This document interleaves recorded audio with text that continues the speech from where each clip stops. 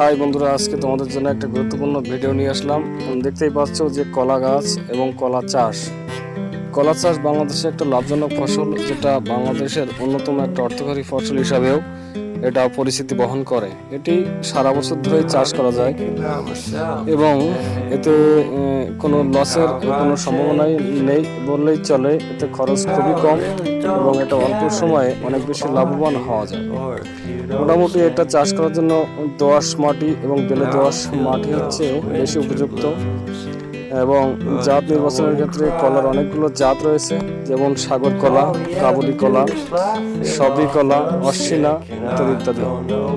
তো আপনারা যে কোনো একটা জাত বাছাই করে যদি উপযুক্ত পরিচর্যার মাধ্যমে চাষ করেন, তাহলে সেক্ষেত্রে কলা চাষের অনেকটা লাভের সম্ভাবনা আশা করা যায়। তো অনেক চাষি আছেন অর্থকরী ফসল হিসাবে অনেক কৃষিকাজের পাশাপাশি কলা চাষ করে অনেক স্বাবলম্বী হয়েছে।